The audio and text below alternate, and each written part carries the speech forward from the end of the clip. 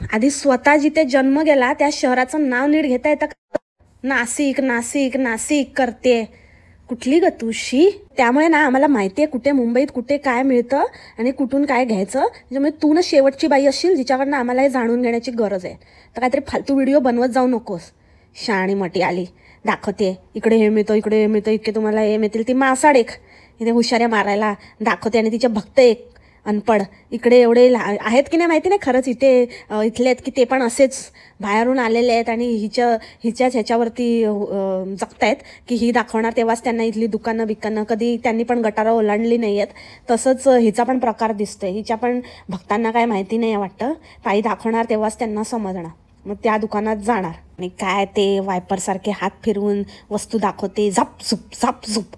आणि लिटरली ते नथ आणि हे दाखवत होती. ते नथ आहे की मिशा आहे काहीच कळत नव्हतं. म्हणजे नथ दाखवताना असा हात असा करत होती ना इतक्या जोरात असा एकदम शार्प अँगल असा हाताचा करते ना की असं वाटतं की कोणतरी असा बलदंड कुस्तीगर आहे आणि तो आपला असा मिशा दाखवते. मला तर कळतच नव्हतं ते असं दाखवायचं ना मिशा दाखवायची जी स्टाईल असते तसंही आपल्या नाकातली नथ दाखवते.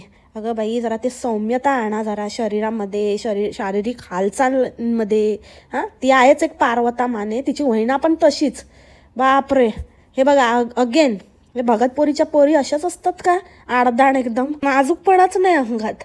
बाई कोण पुरुष कोण नवरा कोण बायको कोण सगळाच गोंधळ. आणि तुम्ही नोटीस केलं का मंडळी की हा मशाल याने पण काय नोकरी धंदा काम धंदा सोडला की काय. 1-1.5 लाख 2 लाख व्ह्यूज असे यांना कळलं आता वाटतं की असं काहीतरी कांड केलं आपण की आपल्याला एवढे व्ह्यूज आता सहज छापता येतील. तर महिन्यातनं एखादा व्हिडिओ असा गेला आणि बाकी थोडेफार बेसिक गेले हजारांमध्ये तरी चालेल ना. लाखभर रुपयाची कमाई तर झाली. मग काय गरज काय आहे मशालला. मला तर वाटतं मशाल आता थोडेच दिवसात घरी बसतो की नाही बघा हा दुसरा पण जॉब सोडून फुल फ्लेज यूट्यूबर एकदम सेम टू सेम नंदन सारखे. नंदन आणि चंदन जोरात चालू होणार आहेत आता. मला खरंच वाईट वाटतं यांच्या भक्तांचं की त्यांना कसं काही नाही वाटत. म्हणजे असं कोणालाही रातोरात मोठं करायला किंवा कोणालाही इतकं म्हणजे इतक्या मोठ्या मनाचे. खरंच यांना मोठ्या मनाचा म्हणता येईल का यांच्या भक्तांना की कसं ना आपला नवरा आपले वडील आपला भाऊ आपल्या घरातल्या व्यक्ती इतकी मेहनत घेतात. स्वतःही बायका आपण इतक्या मेहनत करतो घरचं बघतो बाहेरचं बघतो जॉब करतो. त्याच्यानंतर जे यूट्यूबवर आहेत ते जॉबबरोबर यूट्यूब करतात. त्यांचे हजबंड्स पण बाहेर प्रॉपर जॉब करतात. एवढं आपण मेहनत करतो पण मग नंतर सगळं आपण ह्यांना व्ह्यूज देऊन घालवतो. ह्यांची धन करतो इतकी करतो की हे नुसते आणि नुसते आपल्याला घरचे ड्रामे दाखवून आपल्याला तोत्या बनवून अक्षरशः घरी बसून खायला लागतात. इतकं ह्यांचं करून देतो. हा काय प्रकार आहे. हा मूर्खपणा आहे की दानशूरपणा आहे की इतक्या मोठ्या मनाचे आहात खरंच. यावरूनच ना एक मला गोष्ट आठवली की मला ना मध्यंतरी म्हणजे 1 महिना आधी ना कंटिन्यूस एका चॅनलबद्दल कमेंट येत होते की हिचं चॅनल बघ आणि हिला खरंच गरज आहे हिचं एकदा बोल असं तसं करून. तर मी तर शाउट आऊट आजकाल कोणाला देतच नाही. एकदमच मला असं वाटलं की खूप जेन्युइन आपल्यापैकी कोणतरी आहे आणि काहीतरी असं सांगितलं पाहिजे तर नाहीतर नाहीच. कारण का मला हे कळून चुकलं आहे की आपलं चॅनल रन करायला आपल्याला कोणीही मदत केलेली नाही आणि आपण खूप डिफिकल्टीने आता पण अजूनही आम्ही हातपाय मारतो. नवीन काही ना काहीतरी देण्याचा प्रयत्न करतो. इंटरेस्टिंग कंटेंट हे करण्याचा प्रयत्न करतो. त्यामुळे मी कोणालाच आजकाल ती गोष्ट तर मी करतच नाही. ते मी सोडलंय कानाला खडा. मला खूप वाईट एक्सपिरियन्स आला त्या गोष्टीचा. पण अशा कॉमेंट येत होत्या आणि मग मी सहज ते चॅनल बघितलं. आता ते चॅनल तुम्हाला माहिती असेल तर ठीक आहे. नसेल माहिती तर कृपया विचारू नका. मी लिंक देणार नाही आणि मी त्या चॅनलचं नाव सांगणार नाही. तर एक बाई आहे काहीतरी तिचा नवरा नाही आहे का काय माहिती नाही. बहुतेक नवरा नाही आहे. आता किती वर्षापासनं काय सीन आहे तिचा त्याचा आगा पिछा काय ती बाई कधीच कंप्लीट आपली स्टोरी सांगत नाही. तिच्या मुलींना काहीतरी प्रॉब्लेम आहे शारीरिक व्याधी आहे आणि त्याचा काहीतरी खर्च आहे बऱ्यापैकी. पण ह्या बाईला काय घरचे नाही, मागचे पुढचे कोण नाही, माहेरचे नाही, सासरचे नाही, काय नाही काय नाही.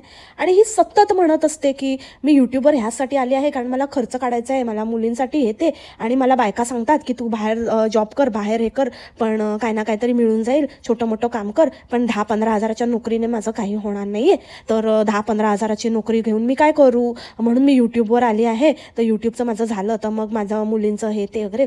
तर मी ना खरं एका स्पष्ट शब्दात सांगते की ह्या अशा लोकांमुळे, ह्या वहिणासारख्या रातोरात उदयास आलेल्या आणि फेमस झालेल्या व्यक्तींमुळे आजकाल अशा लोकांना असं काहीतरी एक फॉल्स नरेटिव्ह किंवा फॉल्स होप मिळायला लागले आहे. त्यांना असं वाटतं यूट्यूब म्हणजे खूप पैसा, आपण म्हणजे असं काहीतरी आपली सॉब स्टोरी सांगितली आणि आपलं असं काहीतरी सांगितलं, अशा गोष्टी हे केल्या तर आपल्याला रातोरात पैसा मिळायला सुरू होईल, आपली एकदम लाखाची कमाई सुरू होईल.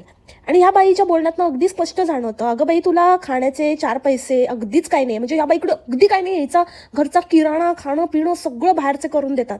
तर लिटरली म्हणजे असा शब्द वापरू नये, पण तुम्ही समजून जा म्हणजे काय लेवलचं तिची परिस्थिती आहे. फक्त भाड्याचं एक राहतं व्यवस्थित घर आहे, अगदी झोपड्यात राहत नाही तेवढंच, बट तोच प्रकार आहे. कारण अजिबात एक पैसा नाही, एक म्हणजे असं दाण्याचा कण नाही. वहिणाच्या स्टोरीसारखंच 1-1 रुपया शोधत होती टमॅटोच्या सारासाठी, तसं हिचं पण तसाच प्रकार आहे. पण हिच्यावरती काही लोक आता मेहरबान झाले आहेत आणि ते तिला काय काय अन्न धान्य खाणं पिणं, अगदी 31st हिच्या मुलींच्या पार्टीची अरेंजमेंट वगैरे सगळं काही लोक करून देत आहेत. तर बाबा खरंच धन्य आहात तुम्ही लोक, महान आहात. आज एकाला उभं कराल, एकाला मदत कराल, तर असे खूप खरंच सिरियस नोटवर खूप लोक आहेत ज्यांना जेन्युइन प्रॉब्लेम्स आहेत, ज्यांना जेन्युइन आजार आहेत, जे लोक फंडिंगसाठी ट्राय करत आहेत, ज्यांना फंड्स रेज करायचे आहेत. मग त्यांना का नाही मदत, मग त्यांना पण मदत करा. मग सगळ्यांना 1 मग 2 मग 3 असं करत करत मग आता हे लोक पण जमा होतील, मग सगळ्यांना तेच करत बसा. कोणाकोणाला तुम्ही करणार आणि कोणाकोणाला साथ देणार. आणि त्या ताईंना पण मला हे सांगायचं आहे की बाबा असं काहीही नाही आहे, यूट्यूबवर मेहनत करावी लागते. काही लोकांचं नशीब असं असतं ज्यांना कॉन्ट्रोवर्सीतनं घबाड हाती लागतं. पण असं तुम्हाला जर असं वाटत असेल की आपल्या मुलींचं रोना आणि तुमचं जे दुखियारी कहाणी आहे ते विकून तुम्हाला लाखात व्ह्यूज येतील आणि तुम्ही लाखो कमवायला लागाल रातोरात, तर मग लिटरली मला असं वाटतं पब्लिकला विचार करण्याची गरज आहे की खरंच हे जे चाललं आहे, हे जे लोकांकडनं फुकटचे एक्सपेक्टेशन्स ठेवले जात आहेत, स्टेप बाय स्टेप पुढे जाण्याऐवजी की बाबा आता आपल्याला खाण्याचे लाले आहेत तर आपण 4 पैसे तरी कमवू, एक 5-6 हजार आपला खाण्याचा तरी प्रश्न सुटेल, हा विचार न करता लोक अगदी मोठी मोठी दिवा स्वप्न पाहायला लागले आहेत. त्यासाठी ते आपल्यासारखं काहीतरी जॉब करणं किंवा मोलमजुरी करणं हे करणं टाळत आहेत. त्यांना असं वाटतं की यूट्यूब ओपन केलं की बस माझ्या सगळ्या प्रश्नांचं उत्तर हे यूट्यूबच आहे. तर हा काय पायंडा पाडतो आहोत आपण, हे काय आपण लोकांच्या डोक्यात, नेक्स्ट जनरेशनच्या डोक्यात आपण घालतो आहोत. मला खरंच हे खूप कन्सर्निंग वाटतं मंडळी. खरंच तुम्हाला काय वाटतं ते मला प्लीज कमेंटमध्ये सांगा. खूप दिवसापासून मला तुमच्याशी या गोष्टीवर बोलायचं होतं, पण काय कळत नव्हतं की कसं मांडू आणि योग्य वेळ मला सापडत नव्हती. ते आज या वहिण्याच्या निमित्ताने सापडली. तर म्हणून मी, कारण खरंच बघा ना, आता हा मशाल जो आहे हा किती सुट्ट्या घेतो, किती सुट्ट्या, बाप रे. आता ही 2-3दा तर ICU मध्ये ॲडमिट झाली, तेव्हा सुट्टी. त्याच्यानंतर बोंबलीशी हिचं काय फाटलं किंवा काही झालं तर ही आहे अशी सर्किट की बाबा ही काय कमी जास्त करेल किंवा हिला काहीतरी होईल म्हणून त्याला अर्धवट ऑफिसमधनं पळत यावं लागतं. मागच्या वेळेला ही स्वतःच बोलली की मी त्याला लवकर बोलवून घेतलं म्हणून, जेव्हा ते बसून 2 लाखाचे व्ह्यूज छापले ना तेव्हा, ती कॉन्ट्रोवर्सी केली तेव्हा, तर तेव्हा ते लवकर आला. त्याच्यानंतर तर असं बऱ्याच ह्या ना त्या कारणामुळे हा घरीच असतो. बघा तेव्हा एक नोकरी तर ह्याने सोडूनच दिली आहे, दुसरी आहे, तर त्याचं पण असं काय आता खरं दिसत नाही आहे. तर मला असं वाटतं की हेच, एकदा त्यांना कॉन्ट्रोवर्सी करण्याची सवय झाली ना, एकदा ती चटक लागली ना, तर मग संपलं. मग कोणीच त्यांना मागे खेचू शकत नाही. आणि लोक पण इतके आहारी जात आहेत विचार न करता. त्यांना एकदाही एका क्षणालाही आपल्या घरच्यांबद्दल, आपल्या घरच्या माणसांबद्दल जे इतके मेहनत करत आहेत त्यांच्याबद्दल एकदाही असं मनाला शिवून जात नाही की बाबा आपण इतकं मेहनत करतो आणि समोरच्याला आपण अक्षरशः आपल्या जीवावर मोठं केलं आहे, आणि ते सुद्धा काहीही मेहनत न करता फक्त ह्यांच्या घरचे ड्रामे आणि ह्यांची नको ती नाटकं आणि ह्यांचं टॉक्सिक कंटेंट कन्झ्युम करून. एखाद्या चांगल्या कंटेंटला तुम्ही सपोर्ट केलात ना तर वेगळी गोष्ट आहे, पण हे काय प्रकारचं कंटेंट आहे आणि ह्यांना काय लोक सपोर्ट करत आहेत, वेगवेगळ्या आयडियाज देत आहेत. खरंच म्हणजे हॅट्स ऑफ. मग ती बोंबली असू दे नाही तर व्हायना असू दे, हिला अक्षरशः लोक सांगत आहेत की तू प्रमोशन्स वगैरे पण करायला लाग, तू प्रमोशन हाती घे, बघ तुला काय मिळतं का, तुला ॲडिशनल इन्कम होईल. म्हणजे हे तर असं झालं ना की आ बेल मुझे मार. म्हणजे बाबा आपण इथे प्रमोशनच्या नावाने हे करतोय की कसं फसवणूक चालली आहे, आणि इथे लोकच म्हणतायत की बाबा आम्ही तुझे प्रमोशन पण बघू, पण तुला कमवून देतो आम्ही, कमव कमव कमव तुला, मग आम्ही तुझ्या दृष्टिकोनातनं आम्ही परत दुनिया बघणार. तेच लूप चाललेला आहे. खरंच हे खूप मनाला लागण्यासारखं आहे मंडळी, आणि खूपच विचार करण्यासारखी गोष्ट आहे. मला वाटतं की आपल्या देशाचं भवितव्य हे ह्याच्यावर पण अवलंबून आहे की आपण कोणतं कंटेंट कन्झ्युम करत आहोत, आपण आपल्या नवीन पिढीला काय शिकवत आहोत, कोणाकडनं आपण इन्फ्लुएन्स होत आहोत, काय धडे घेत आहोत. ह्या सगळ्या गोष्टी पण खूप मॅटर करतात. हे म्हणजे असं झालं ना की जसं आपण म्हणतो की आपला नेता आपण खूप विचार करून चूज केला पाहिजे, त्याच्यावर आपल्या भागाचं आपलं सगळं भवितव्य अवलंबून असतं. तर मतदान करताना एकदम कुठल्या पार्टीचा आहे हा विचार न करता ती व्यक्ती कशी आहे, ती व्यक्ती आपल्या समाजासाठी किती महत्त्वपूर्ण योगदान देऊ शकते, हा जसा आपण विचार करतो तसंच ह्यांच्या बाबतीत पण करा.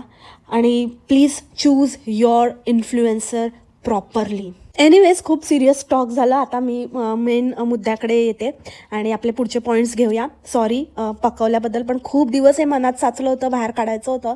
असो, तर मग मार्गशीर्ष संपला एकदाचं बाबा, ते गुरुवार संपले, देवी आईवर उपकार करून संपले. आम्ही नॉनव्हेज शिवाय राहू शकत नाही. नॉनव्हेज बाबा आम्हाला नॉनव्हेज लागतंच. ते आम्ही कसं बसं काढलं. मी आधी करत नव्हती, पण मशालमुळे करायला लागली, यांच्या इकडे करतात म्हणून, आणि मशालला पण अजिबात राहत नाही, तर कधी एकदा खातोय असं झालं होतं, आणि मशाल हिची लाल करतो. अरे बाबा ती स्वतः बोलली की आमच्या इथे आधी नव्हतं, आम्ही असं काही करत नाही म्हणून. आता आपल्याला माहिती आहे ना त्यांच्यात नसतं, तर मग तरी हा उगाच त्या अगदी आपल्या जिज्जाजीची स्टाईल मारायला जातो की नाही हिच्यामुळे मी पाळायला लागलो, म्हणजे मला एवढं काही हे नव्हतं, पण ही पाळते म्हटल्यावर मला करावंच लागलं ना. म्हणजे किती ते बायकोचा मोठेपणा दाखवायचा रे, बुग बुग बुग बुग बुग बुग. आणि मग झालं एकदाचं, तर गेले चरायला. गेले तिथे पण काय बाबा, ही प्रत्येक वेळेला अशा काय ते डोळे मिचकवायचं आणि घरकन फिरवायचं. अगं बाई, ती आघोरी बाबासारखी वाटतेस, तांत्रिक बिंत्रिक आहेस का? कशाला ते सारखे डोळे गरा गरा फिरवते? वरती बघून का बोलते? खाली बघ ना, समोर बघ कॅमेराकडे, नुसतं वर बघते आपली. ओम फट स्वाहा. तिकडे पण रिकाम्या रेस्टॉरंटमध्ये तिकडे जाऊन अशी चौकशी करते आणि सगळं हॉटेल फिरून दाखवते, रेस्टॉरंट फिरून दाखवते. इथे असं बसायचं, इथे बार आहे, इथे असं आहे तसं आहे. अरे बाबा काय, म्हणजे काही कंटेंट दाखवायचं काय? आता तू एकदा सांगितलं ना बाबा की इथे हे रेस्टॉरंट आहे, लोक येऊन ज्यांना यायचं ते येतील. ते एवढं आतून बाहेरून कसं आहे काय आहे, आणि सारखं आपलं नाव तर आहे पंजाबचं आहे का? अरे बाबा खा ना. तू काय फूड व्लॉगर आहे की काय? कसली व्लॉगर आहे? तर तू कसली काही नाहीच आहे. तुझा ना असाच काहीतरी असा रँडमली जन्म झाला आहे, तर त्याच्यामुळे तुझं काही व्लॉगिंगच्या दुनियेमध्ये तुझं काही एक आपण म्हणतो ना एक कॅटेगरीच नाही आहे, काय फिक्स कॅटेगरीच नाही आहे. तशी तर सगळ्यांचीच अशीच असते. थोड्या दिवसात ही पण नाचायला लागेल की माझं तर लाईफस्टाईल व्लॉगिंग आहे, तर मी तर सगळं येतं त्याच्यामध्ये, मी सगळं दाखवणार.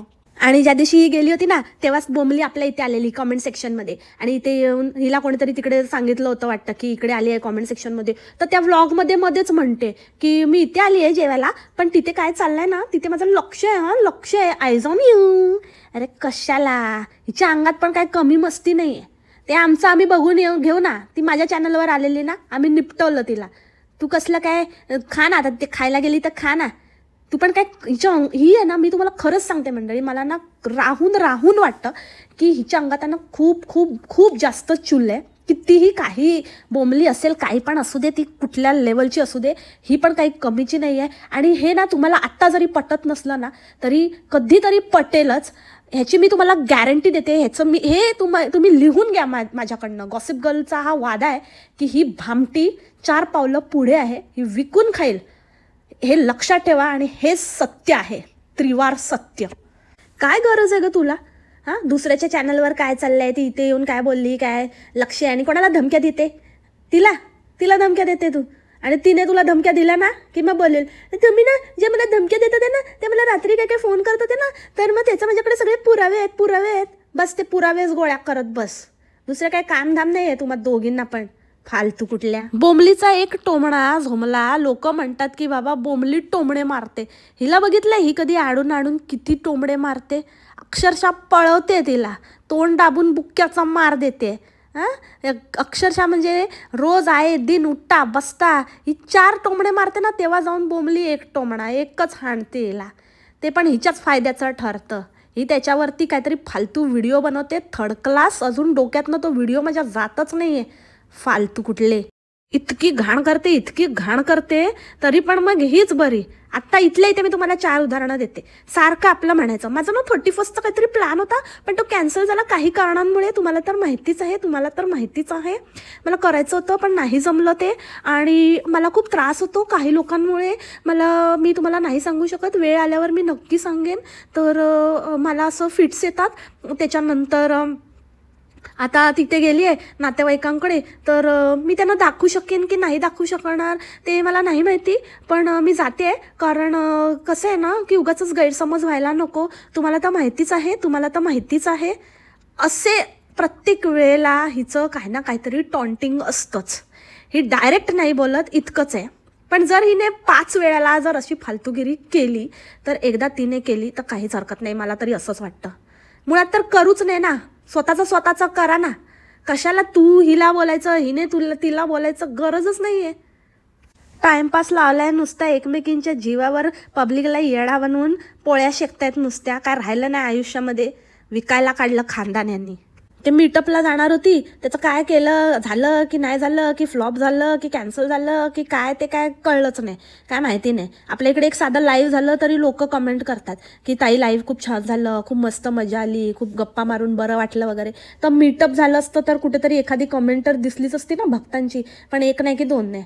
आणि राहिला प्रश्न त्या मायविशचा, तर एवढं लहान मूल आहे तर त्याला घेऊन फिरायचं, ते पण असं एकदम प्रवास करायचा, ते कशाला? म्हणजे आपल्याला जेवढं परवडतं तेवढं कम्फर्ट आणि तेवढं कमीत कमी जर्नी ठेवायची ना.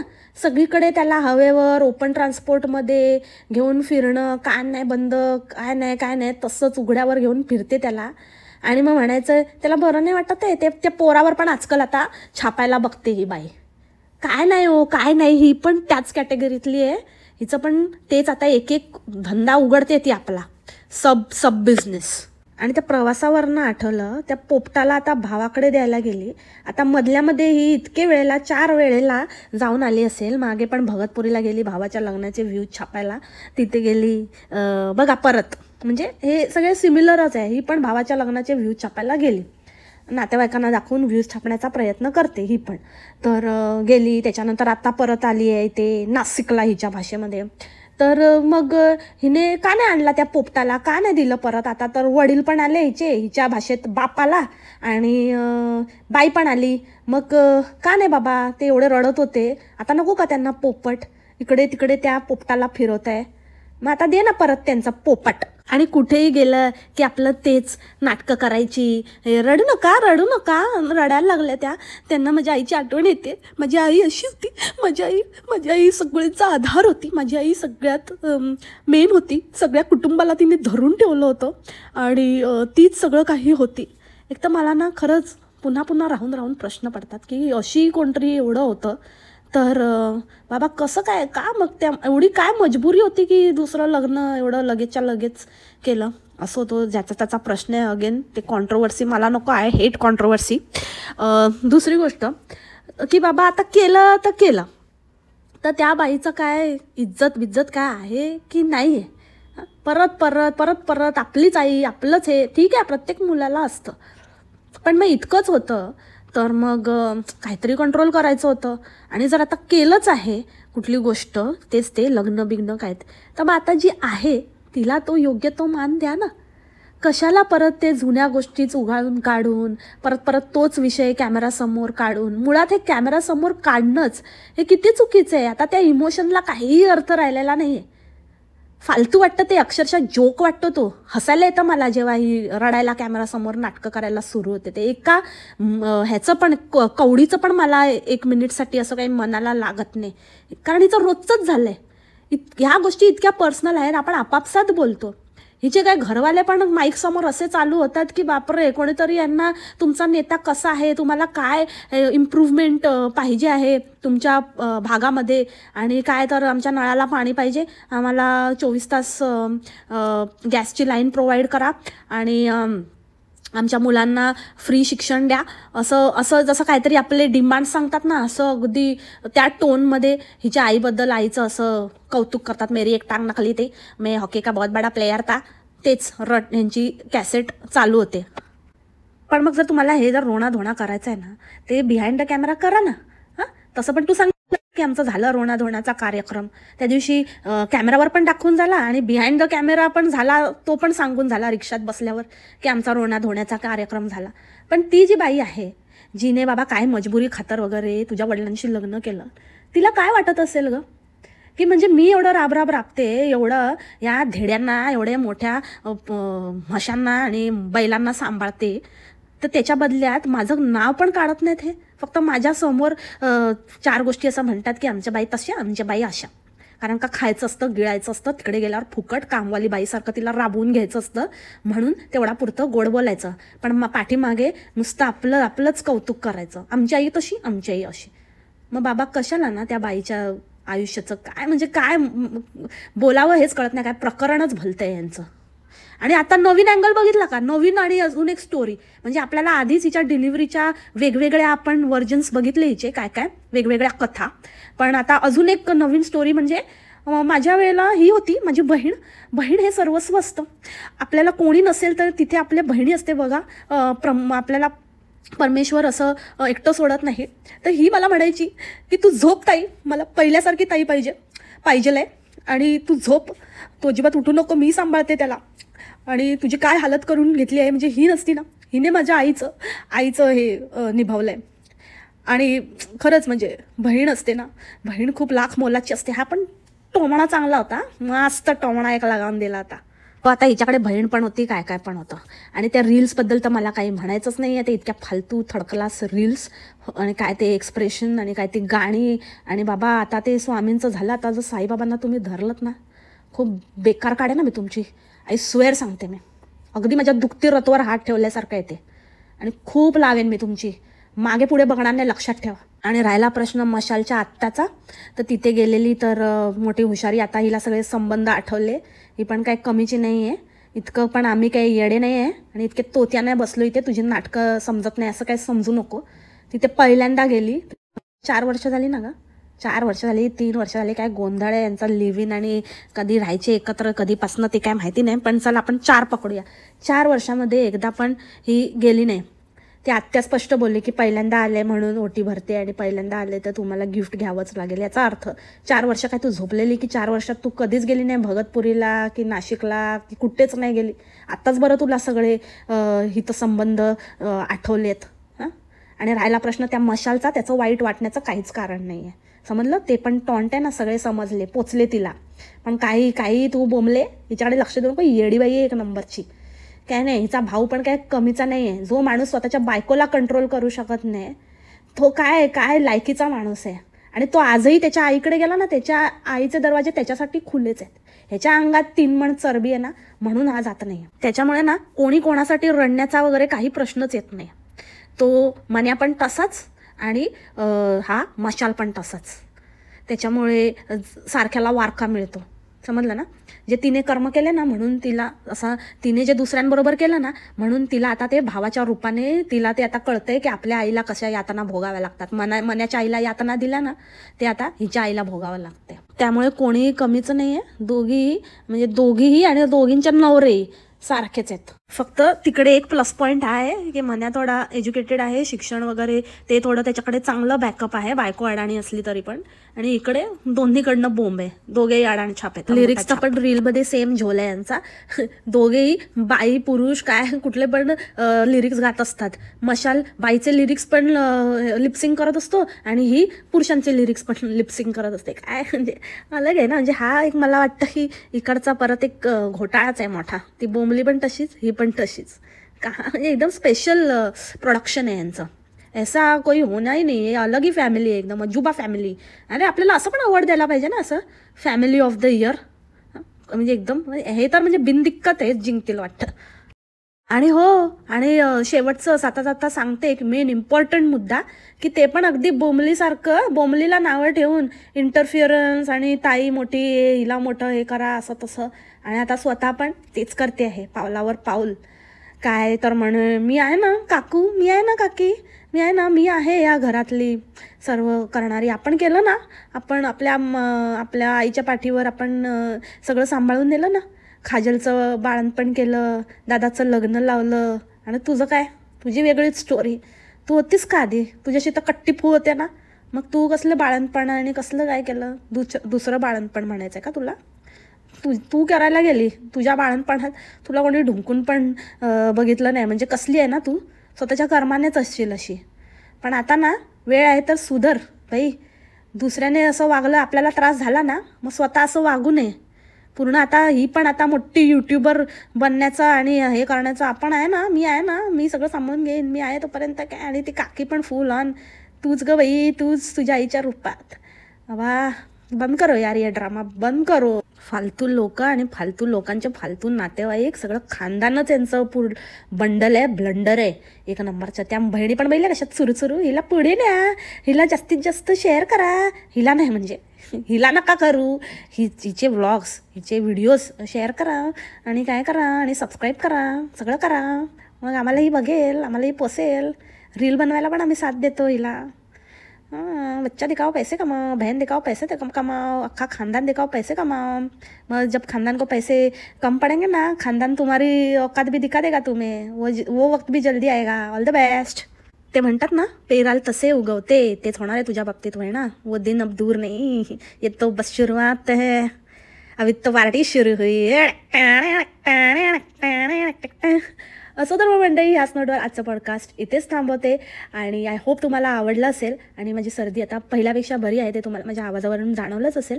थोडीशी आहे, मी काळजी घेते. तुमच्या छान छान कॉमेंट्सबद्दल आणि तुम्ही जे काही चांगले गेट वेल सूनचे वगैरे मला जे मेसेजेस केलेत त्याबद्दल खूप खूप धन्यवाद. थँक्यू. भेटू आपण उद्याच्या पॉडकास्टमध्ये नवीन विषयासोबत. तोपर्यंत खा प्या, मस्त राहा आणि स्वस्थ राहा. Take care. बाय. मासलामा.